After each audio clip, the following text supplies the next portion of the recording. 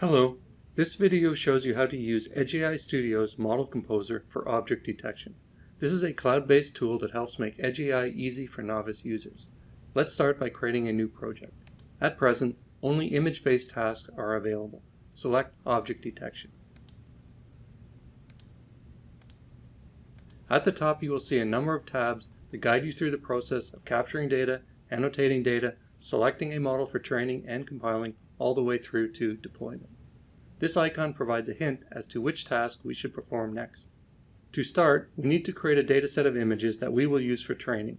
There are two options to capture live images. We can use a camera connected directly to your computer or a camera that is connected to your development board. I will use my laptop camera.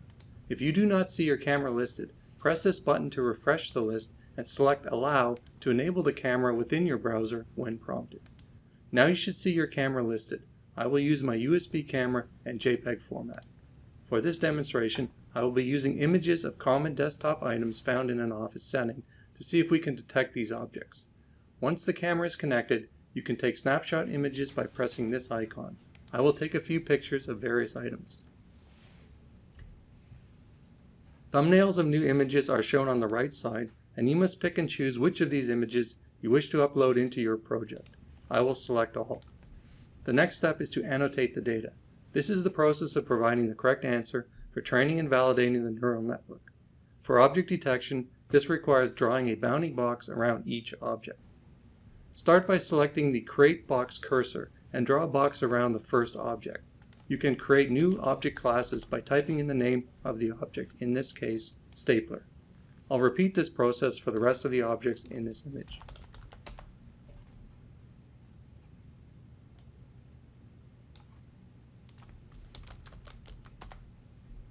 For the next image, I will draw all the boxes first.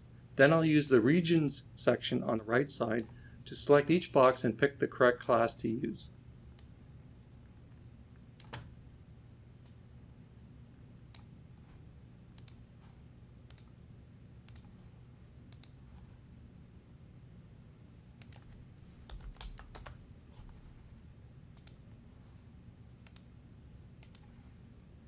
We will need a lot more images than we currently have to properly train the model. So let's go back to the Data Capture tab. Here we can import images from your computer, or in my case, I will import an already annotated dataset. Now that we have annotated data, we can jump to the Model Selection tab. Here we are asked to provide two pieces of information. The first is what device we will be using, and the second is the model. Since I already have hardware, I will choose it specifically. These are the devices we currently support. I will select this one since I have an AM68A starter kit sitting on my desk. This tool relies on transfer learning, so now we must select a model to be retrained using your dataset. Since I am a novice and do not know which model to use, I will go with a recommendation. Here I can choose a model based on the trade-off between accuracy and performance, and for this demo, I will use the one with the best accuracy. Below the device selection, you can find information about the selected device if you are not familiar with it. Similarly, you can see information like inference time and resolution used for the selected model. Once we have selected a model, we need to train it with the data set that we created. There are a few parameters we can use to control the training, but I will use the defaults, which in general should be fine. Each epoch represents one iteration over the entire data set. As the training proceeds, you will see the graph to the right fill in and detailed log information to the left.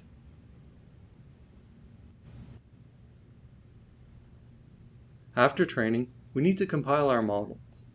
The active model drop list shows a history of training runs. Each training run can be compiled for different devices for comparison. To make it easy for novice users, we have a number of preset configurations ranging from fastest speed to most accurate for the compile step. For this demonstration, I will use the default setting. This step will take a lot of time and includes quantization and optimization of the compiled binary. As with training, you will see a detailed log accumulate on the left side as the compile proceeds. At this point, we do not need to keep this browser window open, and we can go away and come back later to see our results. The compile is happening in the background on TI servers, so I will pause this video and come back later when the compile has completed. Okay, I'm back with a fresh browser page. I will start composing using the same project we created earlier and navigate to the Compile tab to see our results. You can see that the compile has completed successfully. The accuracy obtained is displayed here.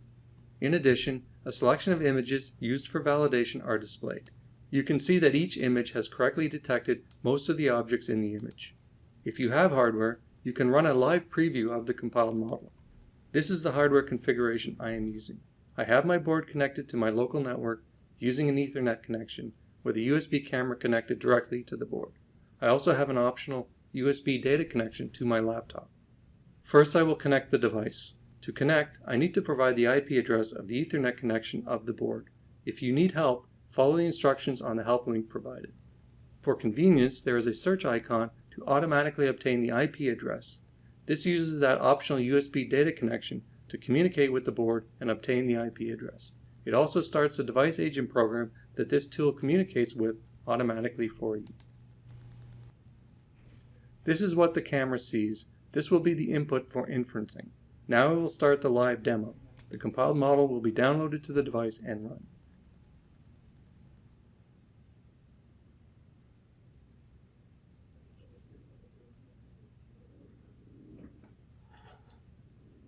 You can see that it is correctly identifying the objects on my desk. If you are satisfied with these results, the last step is to deploy the model. Here we can download various artifacts to your PC, and we can also deploy directly to a connected device. The deployed model can be found in your projects folder. And that's all there is to it. Thank you.